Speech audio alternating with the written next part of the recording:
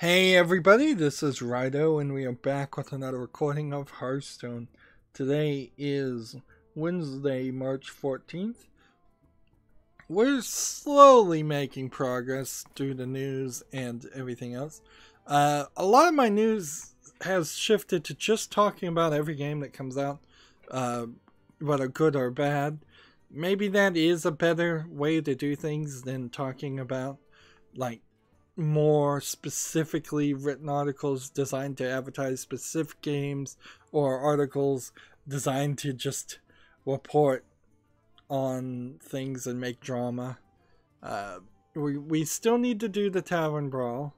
We need to play Warrior class cards and Overload cards. Overload cards are technically going to be spell cards. So if we eventually get the Warrior cards played and a victory, we could play standard play, and that would help a little bit too. So the council came out of nowhere and is out now as of March 13th. It is 92% positive of 38 user reviews. The council was this game that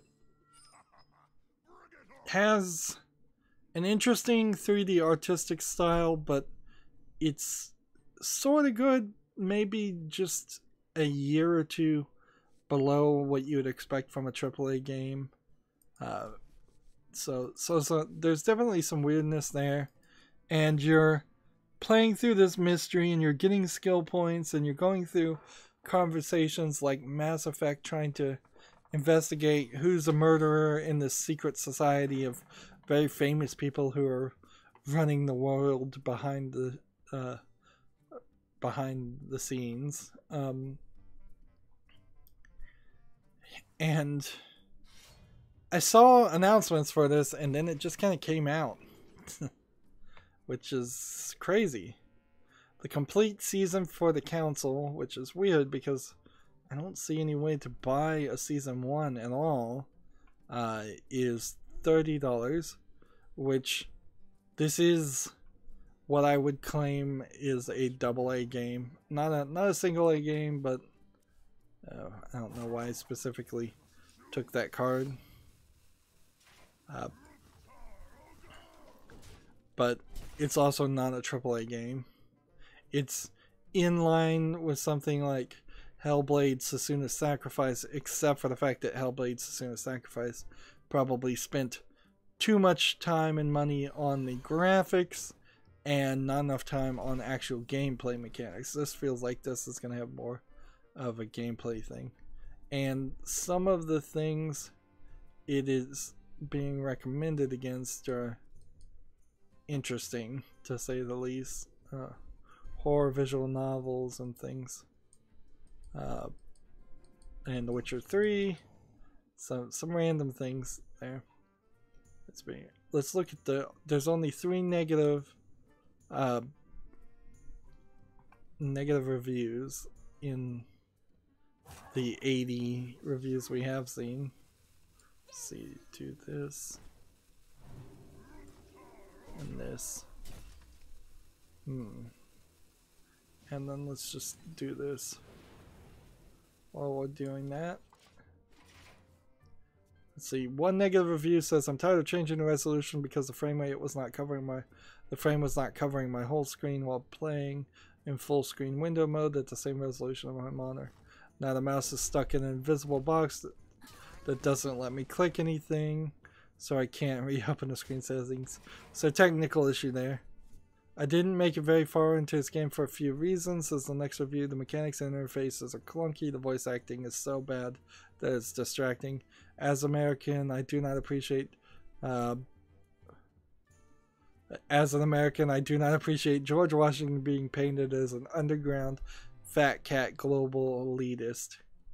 So, like, I would say this is not a helpful review because, like, fiction is fiction, and I'm perfectly fine with personally playing a game where Hitler is the good guy and clearly written as the good guy, as much as I'm perfectly fine with Abraham Lincoln or George Washington being portrayed as a bad guy in fiction. That's art. Art is supposed to push the boundaries, supposed to express and make people think of new ideas. And to be fair, George Washington was a fat cat, and maybe he wasn't so much a global elitist, but he certainly was an elitist. The reasons, one of the reasons, of the many reasons that the United States broke off of the UK is because they didn't want to pay taxes, and they wanted to be able to put on tariffs of the products that they were making in the United States, and do better trade. And he definitely was an elitist, because in the original form of the Constitution, only wealthy landowners were allowed to vote. So, like, they were all elitists, and they were all rich. Moving on, before I get into a history rant, I can't get past 30 minutes in the game without it crashing. It's always crashes when the guy is about to enter the manor with the big double doors start to open. I've asked for a refund and can't recommend the game. It might work for some, but be halfway interesting, but it locks up in my system. And see, anytime there's a review like this, I really would prefer to... I would really prefer to see the system specs of that reviewer. Because I know Steam has that information.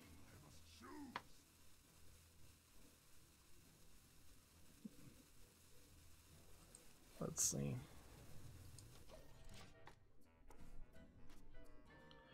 Well, none of those negative reviews scare me off. They might convince me not to buy the console immediately, which I wasn't going to do right now anyways. $30 is probably $10 too much. Getting down to a $15 level. I'd like to see some Let's Plays. I imagine, since this game came out today or yesterday, whatever day it is, I imagine we'll start to see some reviews of the game come out in the next couple of days, and they'll be interesting. And yeah, maybe it'll get some patches. Sadly, we move on to Devil May Cry HD Collection. Oddly, it's rated very positive. 84 of 182 user reviews rate it positively. It's on my wish list. It would be $30. $30 for 3 games, assuming, and that's assuming you don't like Devil May Cry 2. Then it would be, if you don't like Devil May Cry, you could look at it as $15 for 2 games, Devil May Cry 1 and 3. It doesn't look too bad. It doesn't look amazingly great. It is just kind of a remaster. And it's odd that OpenCritic had it rated so low, but I guess that is just a thing that you have to keep in mind, is that OpenCritic and Metacritic, particularly on day one, are going to have a lot of low review scores. And the people that wait a little bit longer to review it are going to probably give it higher. Third-party end-user licensing agreement. Full English and full Spanish, and let's see, does it have full Japanese? No. Interesting. Rated M for mature, in case anybody was wondering. Let's look at the negative reviews and see if we've got anything glaringly bad. Negative reviews, there's 39 coming up in English. Let's see.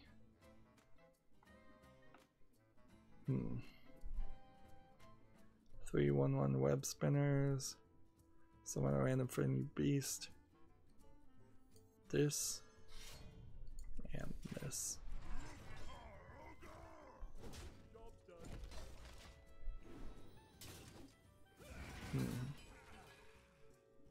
So, the end of this review, at the bottom of this paragraph, let's see.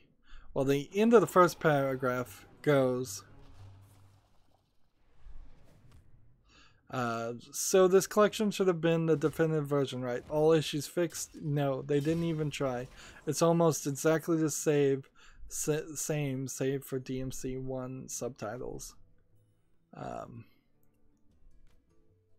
So DMC1 with a functionally out of the box DMC3 special edition on let's see. Next review is a little bit shorter and easier to read. Game runs at a broken speed with higher than 120 frames per second. Third-party software must be used to cap frame rate at 60. Unacceptable. Is that really unacceptable? Yeah. I have to kind of wonder about that one. Like that seems not like a normal person problem for most gamers. This is a lazy port. Expect tile screens at full motion video. Basically any static assets to be ripped straight from the PS2 release. Expect all this stuff to be different aspect ratios. In game you'll be seeing a bunch of unaltered janky looking models, animations, textures, because none of it was supposed to be seen in high resolution. Worst of all, and the thing that pushed me to submit a negative review, is the game skips frames every few seconds without fail. This is not a very good port. I love the DMC games, but this is bare bones of a port and it's very clunky on the controls. So why is it so positively reviewed? Then if all of these negative people are saying the same thing, that it's just not a good port. Do not buy unless you want to play these titles. It's bad, but abidable? Wow. Abidable. That's a hard one. Barebone ports, to say the least. Devil May Cry 1, a 17-year-old game, crashes at startup. Avoid the mess. Crapcom. So what are the positive reviews? Let's see.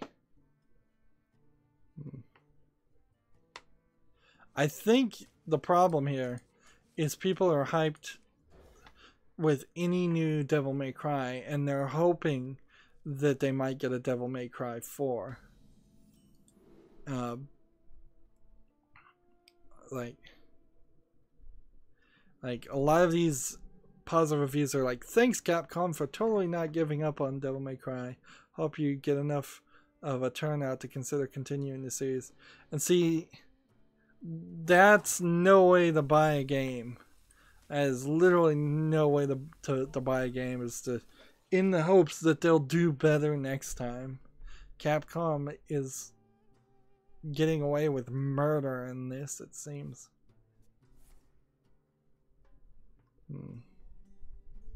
Like, here's one review that's just, I love it.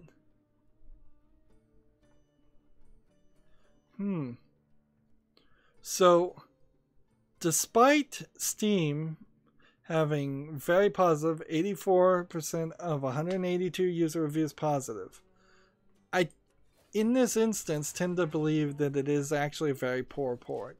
Maybe it runs rather well for a lot of people, and there's just something around 16% of the people can't run it because either their hardware is too high or their hardware is too low in ability.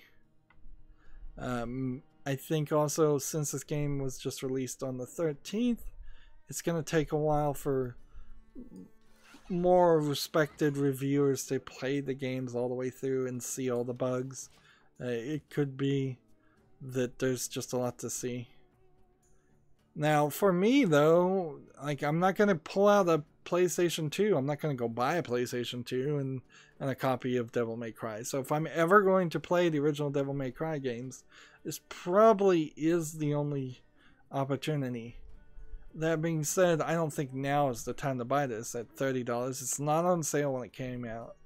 So I would wait to get it down to $15, maybe $10. Since it's such an old game, it should go on sale. Moving on, there's a game called Azure Saga Pathfinder, positive 100% of 11 user reviews. It looks like a space game. Top-down isometric RPG maker game. Yeah. Well, I have a rule against RPG maker games, and this looks like an RPG maker game. And it's not really a rule if is it actually an RPG maker game. It's a rule against if it looks like an RPG maker game and it doesn't have some reason or some history to it to look that way. I'm not interested. Like 100% positive reviews. Only 2.5 hours in, but the game seems totally legit. Let's say play. Do this. And that.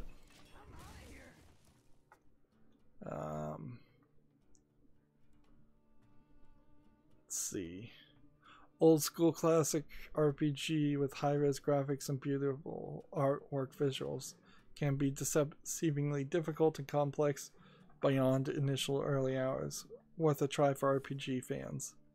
Yeah, and I'm just not an RPG fan. That being said, compared to the total garbage, at the very least, if you've played all the good RPGs that you know of, this looks like a one to potentially try out. Let's see. It's 25% off at $9.74. There's a deluxe pack that seems like it might give you some DLC skins and costumes for $15. I don't think that would probably be worth it. Azure Saga Pathfinder.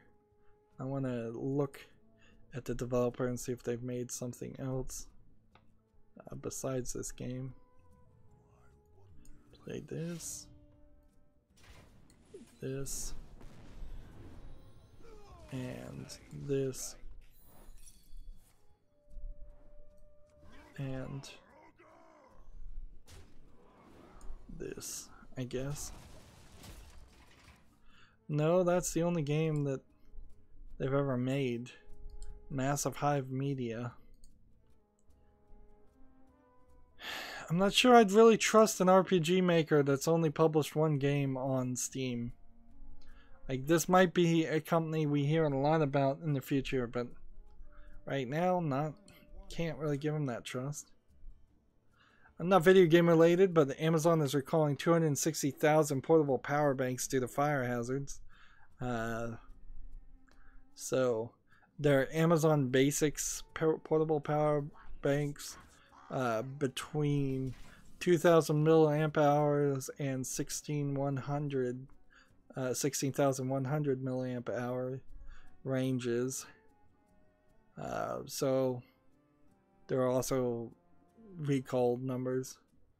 I imagine if you bought it on Amazon, which you would have almost certainly had to, they will have your information, and because they have your information, then I imagine they could sort of easily contact you and recall it.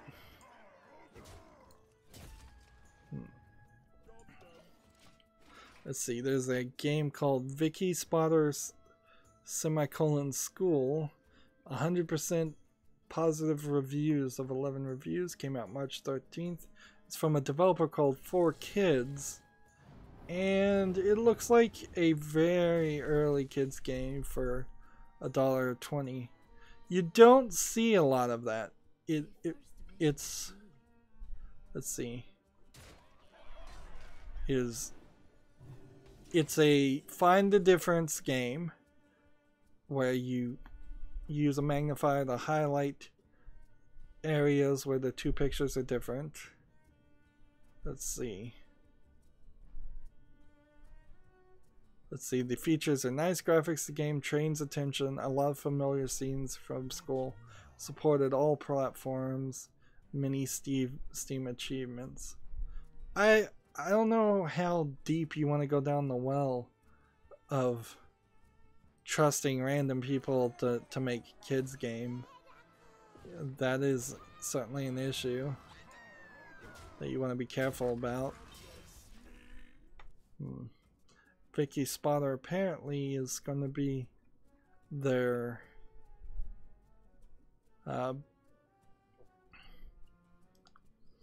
like a series of games. Here the positive review says it's too damn short, which in a kids game, putting curse words in the comments section. There's a whole Vicky Spotter bundle you can get for $4.79 right now, 40% off. For Vicky Spotter, The Farm, Vicky Spotter Undersea, Vicky Spotter Megapolis, and Vicky Spotter School. It has Steam achievements, but no trading cards because they're not going to do that. They're not going to let small people have trading cards. And interestingly, though, 4Kids, as a developer, has a large collection of games. So there's sort of a level of trust here. All of these games are at the $2 level or less. All of these games are rated positive. That being said, I'm not sure I really want... I'm not sure I would really want my kids to, or any kids, just to speak in general, I'm not sure I'd want them to spend $2 on a Steam game that's an early child game. I still think, I would argue early childhood learning games are better on mobile phones because kids are about everywhere, and there's nothing here that's taking advantage of a PC, and there's the disadvantage of it being on a PC, and it's a little expensive. You could probably get a similar game for free on iOS or the Android Play Store. So that's a real hard sell, even if it is rated well. Let's just continue playing spell cards.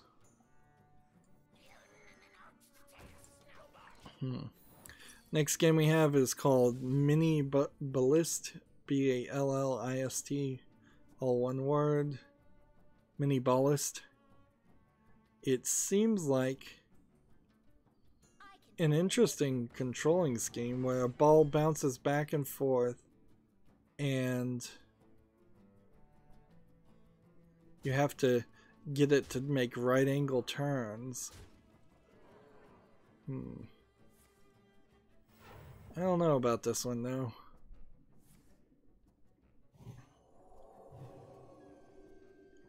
It says endless levels, hardcore gameplay, minimal graphics.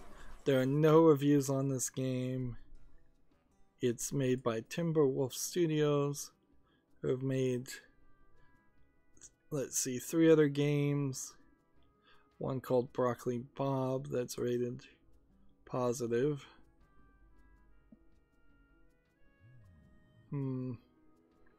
Yeah, I wouldn't risk playing Mini Ballist. One-click press direction changer game. Seems too simplistic.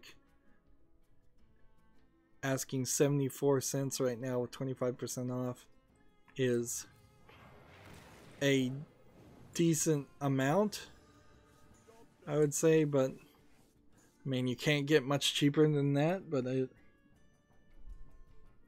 but it's certainly not something that's caught my eye. Man.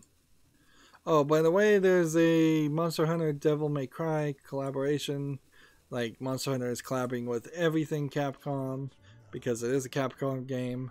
Basically, it's just, I think, a sword and a wig and an outfit from to make your character look like Dante. I don't believe there's anything else really to it. Moving on. There's a game called Bricks 2 that's just a Arkanoid clone. I don't see any reason why anybody would want to pay the $10 for that. The only selling point I think it's trying to have is that there's kind of military pinup girls from World War II in the background, which is your standard Arkanoid scheme. Man, I am just not getting these. I'm not getting these. No, it's not just pinup pictures. Here's an anime girl too. So wallpaper companies, I think, have gotten into the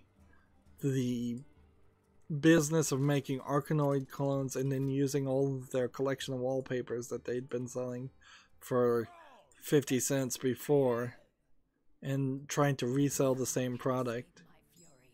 Yeah, $10 for that is not worth it. Apparently there's a Westworld video game according to Eurogamer. Let's see. But it's a mobile game that looks like Fallout Shelter, and that's not going to make very many people be happy. I don't know how far, how much of, man, this looks a lot like Fallout Shelter, but it might actually have a little bit more gameplay than Fallout Shelter, but the concept in itself is not great. I don't know how many people are really interested in Westworld in the first place. Sure, it's an HBO series and people are slightly interested in watching the show, but if my experience on trying to cover Game of Thrones games in the hope that that would potentially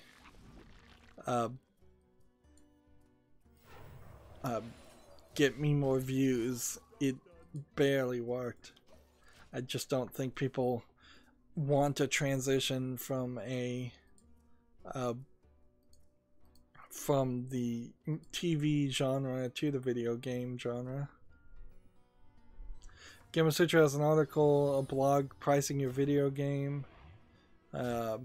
This probably isn't going to be that interesting of an article, except for people that actually are selling video games.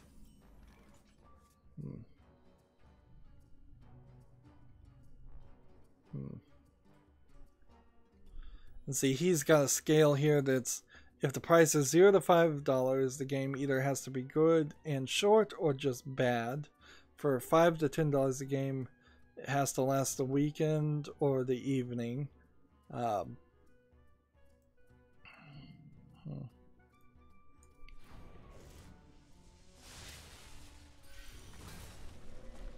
Let's see. If it's $10 to $15, according to this guy, it has to be a good indie. If it's $15 to $20, it has to be an awesome indie. And if it's $20 to $40, it has to be a triple I, which is the new phrase they're using for a AAA game made by an indie developer, which they're using examples of They Are Billions, Civilization 5, Stellaris, PUBG, Endless Space, Endless Legend, and Dark Souls 2, which Dark Souls 2 was definitely not an indie developed game at all. And going with that labeling system is not my preferred way. I prefer to have AAA, AA, single A as kind of your simplistic way of doing something, and just have 3 categories. And I don't think just bad games should exist at all, so I can't agree with that. And a good indie versus an awesome indie, I expect all games to be awesome.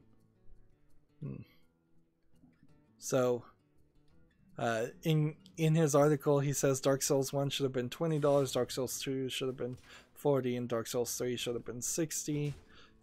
Notice also he's limiting everything to a maximum of $60. And then he switches to pounds to say Civ 3 should be £5, Civ 4 should have been £20, Civ 5 should have been £30, and Civ 6 should have been £60, which £60 is more than $60, depending on how much the pound is worth on any given day. And then the too long didn't read. Study the market, take a look at the prices of games that might compete with yours, and build up a strategy regarding theirs and the potential long tail of your game.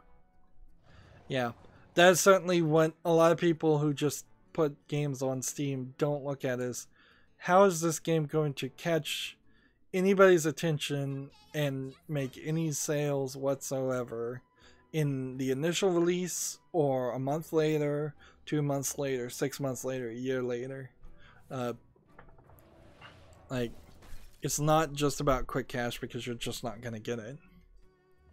Moving on, there's a game called Yonder, the Cloud Catcher Chronicles, that's coming to Switch.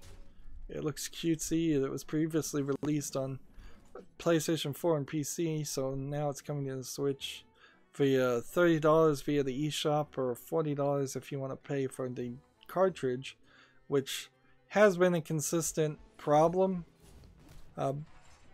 where buying the physical copy costs more than like $10 more than the digital version, which doesn't really work on the Switch, because if you buy the digital version, then you still have to put it on a micro SD card or an SD card. I think it's a micro SD card that's in the Switch. It should be. And therefore, any savings in that $10 for that game probably wasted, because you'll spend more than $10 to get a reasonable 32 or 64 gigabyte micro SD card, and each game that are on the cartridges tend to be 8 to 16 gigabytes, last I heard. So there's definitely some problems with that concept. Yeah, we already talked about it, but Nier Automata shipped 2.5 million. Nier Automata launched on February 23rd, 2017. In case people don't know the exact date, March 7th in America, March 10th in the Europe, and for PC on March 17th. So PC was the latest. And the first comment, it says that it's terrible in sales for the install base of 70 million PS4 owners. Not even 1/4 of PS4 owners bought the game. What is wrong with PS4 players? I think you're overestimating the sales of any one game on the PlayStation 4. I imagine there's a considerable percentage of people who own PS4s that don't buy any games for them at all, and they just use it as a streaming box or a Blu-ray player. That would be a major reason why I would buy a PlayStation 4. There's a game called Last Fort, came out the 13th, no reviews, doesn't look that interesting, looks like a mobile game with some bad Graphics, it's going for $1.20. I don't think we need to spend any more time on that. Let's close that article because that doesn't have anything. Apparently Jeff Goldblum will star in Jurassic World Evolution game. Quote, I'm gonna be with you the whole game, which either means you're going to play as that character or you're going to listen to Jeff Goldblum act weird the entire game, which may be a selling point, may not be a selling point.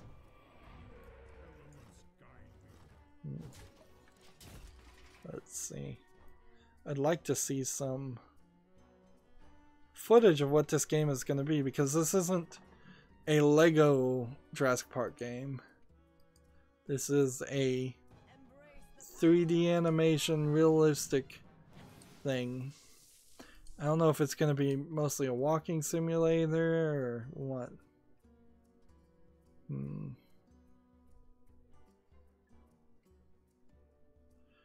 The game is supposed to come out for the PC, PS4, and Xbox One roughly alongside Jurassic Park Fallen Kingdom, which launches in June.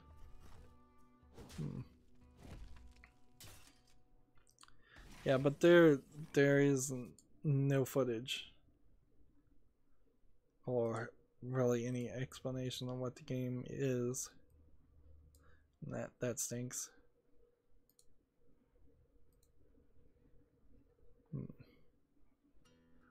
Let's taunt, play this, attack here, attack here, and attack here, and then end the turn.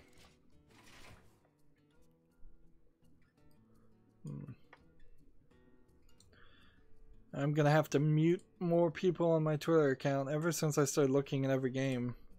Like, things.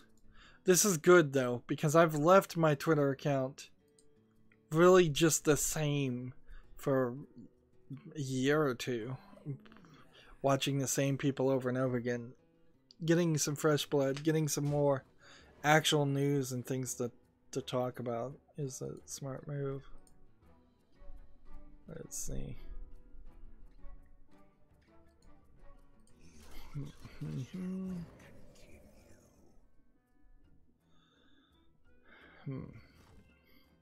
Apparently I already own Dota 2. I guess I would, wouldn't I? Since I own all the Valve games. I imagine I probably could get Artifact relatively cheap too by buying that bundle. Sega has yet again announced a collection of old Sega games. So the Sega Genesis Classics have been announced for the PS4, Xbox One, and PC. Includes over 50 games. The launch May 29th. How is this different for 50 Sega Genesis Mega Drive games? Like, how is this different from previous times that they've re-released the game?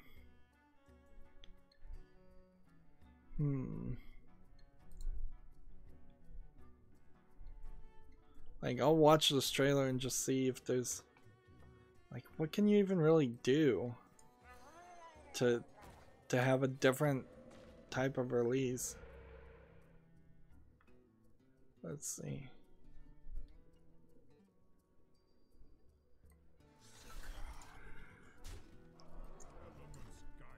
Let's go ahead and kill this guy. Attack here. And then end the turn. See, this trailer is just kind of a nothing trailer. It doesn't show any actual gameplay.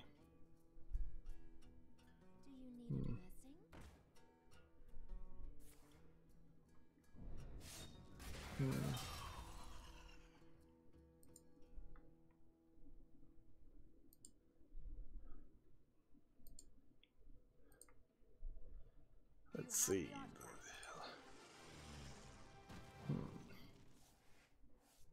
Here's a game that's not worth mentioning, I don't think. 1 review, early access.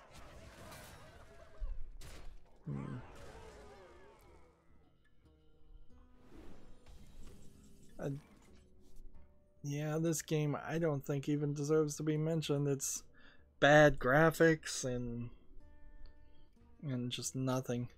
I need to have some level of standards here.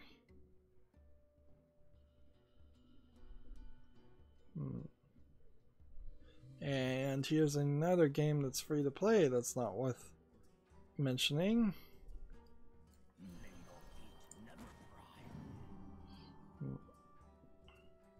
Deal 1 damage to everybody. Before we do that, then let's do this and play this and do that and end the turn. And normally at this point I would have my icons back. The number of pages would have gone down, but man, I really I'm gonna have to do some more curation. PAX Australia and the EB Expo, I assume that's Electronic Boutique Expo, will join forces this year with one company, because PAX is now owned by the same people that own Electronics Boutique. I believe that's the issue. So instead of 2 conventions, now Australia is getting only 1.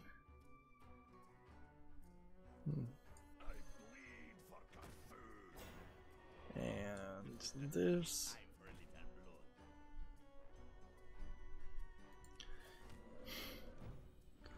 Yeah, I don't see how I win here. I can do this. And then that's kind of all I can do. So I'm about to lose again. There's yet another game, Asteroid game. I talked about this, about there being just an Asteroid game out of nowhere. That seems like you don't have to license the word asteroids. And there's now one called the Asteroid Defender with no reviews. And there was a game called 2 games by the same publisher, and they look mostly like low effort fake games. I don't know if the fake game name works. Man, we are just ever so slowly making any progress on this at all. I guess they didn't want to just call them asset flips, because there also are some games that have like MS Paint original art that is still not really designed to be a good game. PC Gamer has a review for Kerbal Space Program, making history review. They give it 82 out of 100. I can't imagine ever going back to playing Kerbal Space Program. First of all, it's $15 to buy the original game, and now this DLC is another $15. They're pushing the price of this game up higher and higher, and they still haven't fixed just entry-level tutorialization to get people to play the game and want to play the game and know how to play the game. And so I really am going to just have to write off Kerbal Space Program. Mage cards. New Prey DLC has an encoded hint, apparently.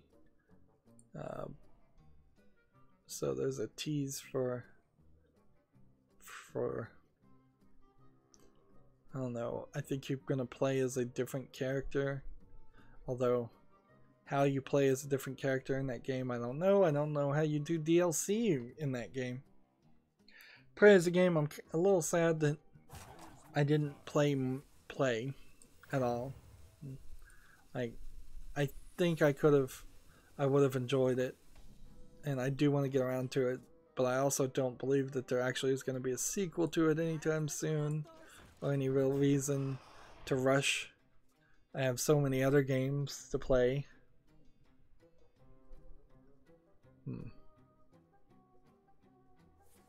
Here's a game called Cluster Dust that has one review that came out the 13th, and it looks kind of like Robotron twin stick shooter, but you're playing as a Roomba. So you're driving around what very possibly is an asset flipped house textures, vacuuming and shooting dust cluster. Let's see what the one review is. I saw this game in the catalog and I knew immediately I must have it. For far too long, the dust bunnies reigned over the kingdom with an iron fist. Yeah, just a funny review. That ends and check out my gameplay here. I wonder about that. Maybe I should just put reviews and say, check out my gameplay on Steam. Like, I just don't know how many more views or anything that would work. I thought there was potentially rules against shilling yourself and just advertising on Steam reviews, but it doesn't seem like there actually is. So how much is this game? $2 to play as a Roomba. The concept's funny enough, and if it looked a little bit better and it looked like it might have some variety to it, I might consider playing a weird game like this, but not for that price, and not from this developer who hasn't published any other games. By the way, next article, Skyrim VR is coming to PC in April. That'll be something I never deal with.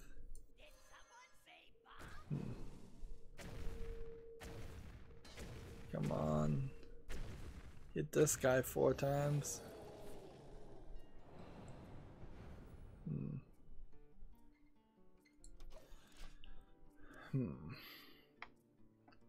So you can explore Skyrim with the HTC Vive or the HTC Vive or the Oculus Rift. April 3rd. Like, I'm not sure why you'd have a better experience wearing the VR headset. It's not like Skyrim has the most recent graphics or anything. I imagine getting closer to the action is only going to make it look worse. Let's see.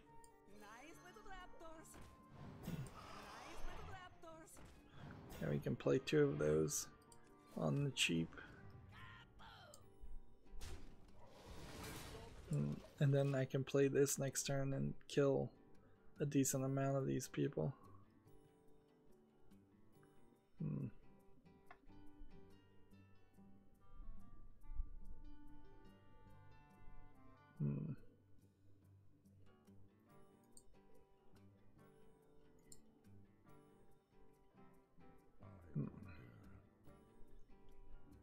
So let's go to the Steam store for Skyrim VR. Is it extra money or is it just... Yes, it's... You have to buy the game again. It's $60 to play the game in VR again. No thank you. I don't think anybody needs to buy Skyrim VR yet again or Skyrim yet again.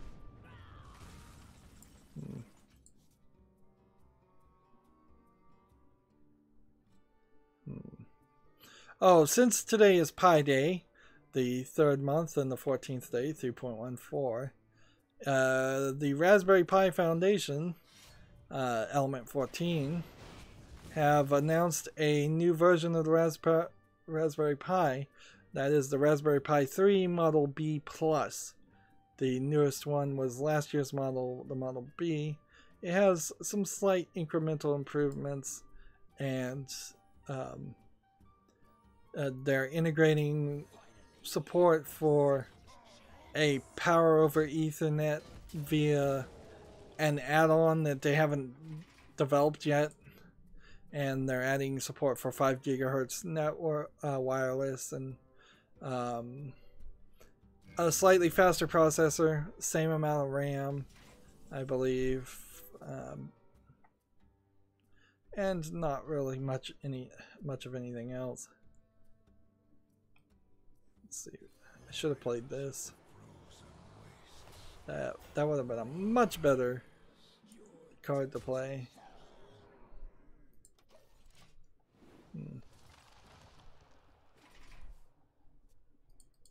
Let's see, how many games? Wow.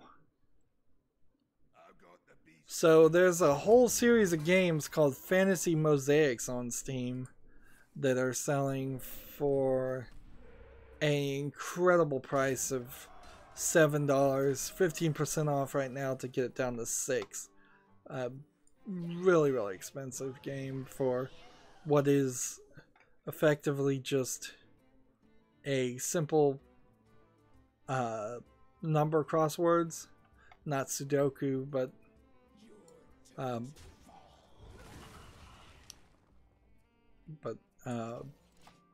just number crosswords are about the only way I can describe it. So this developer is flooding the market. Andy Junko is the name of the developer. And somewhere along the lines, they announced another Tomb Raider game, and I totally missed it. Let's see. Spells. Here's the Doomed Apprentice. That's an interesting card. I'd like to have more of those in my deck.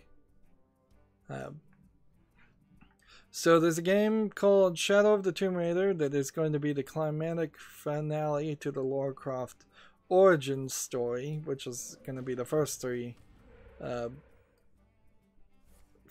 games, and then I imagine there'll be 3 more they plan on making.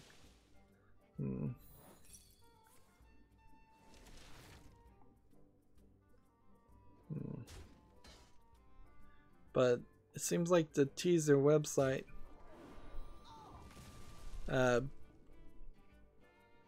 doesn't seem like there's too much other than that. There was a leaked presentation, and there was some metadata in the website.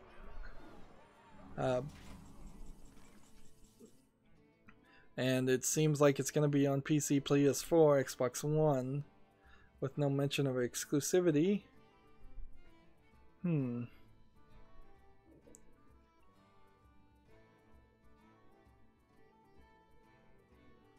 Let's see, the writer of Tomb Raider is thinking about maybe making Warcraft an older, more grizzled version of the character.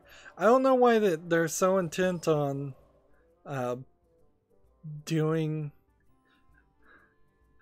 like, messing up Lara Croft, and by messing up I mean just constantly hurting and or cutting up or killing in death sequences Lara Croft, making her older.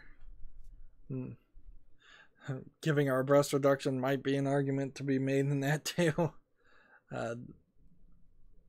from the original character. But in all fairness, the original character was a ridiculous just character model. But yeah, they keep pushing Lara Croft to be less Lara Croft and more Uncharted's Nathan Drake. And very little tomb raiding in the Tomb games. A lot more running around with guns.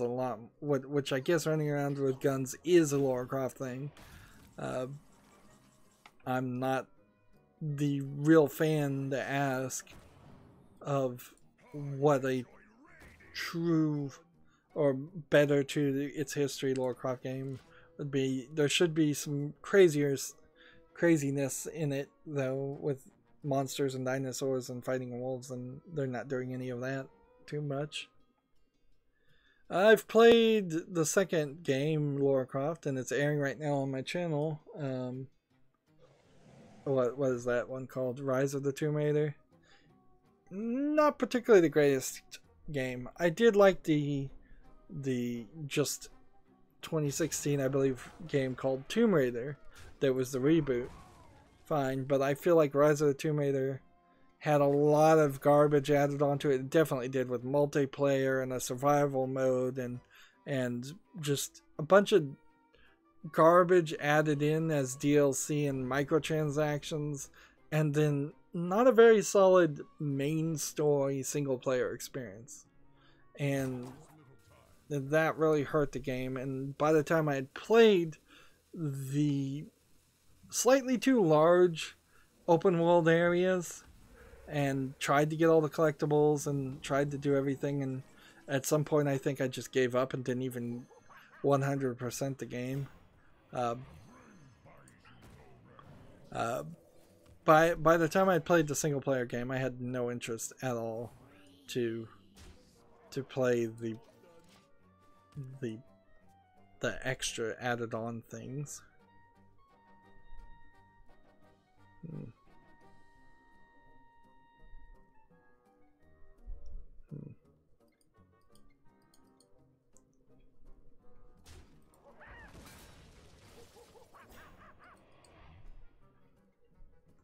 Let's see if there's any reviews on this game.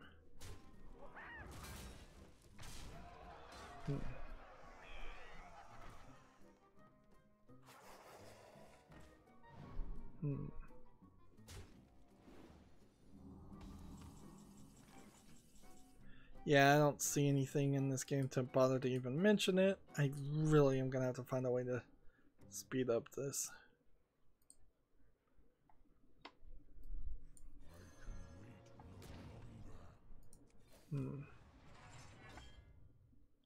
Let's see. Killed this. And then killed this. And then killed this. And I'm still gonna lose. I guess I could have played the coin.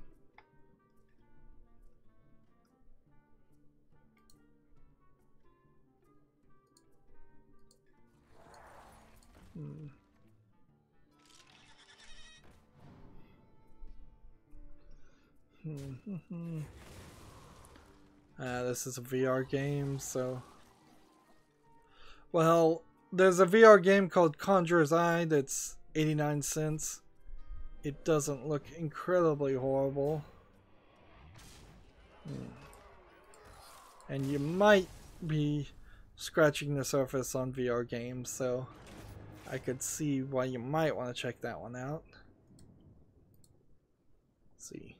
50% off right now for the Lego Ninjago games. So you can get it down to $20, which is a more reasonable game for the Lego games. However, I still would heavily suggest that you only play those games on console. Man, we are not making any progress. And we've gone about 50 minutes. So I think we're going to just make another recording. I think more consistently than not, we're going to start having 4 recordings at least once a week, if not 2 or 3 times a week. Because I'm moving at least the Hearthstone things, and I think pretty much just the Hearthstone episodes to daily release, that'll be fine. So this is a good point to break up.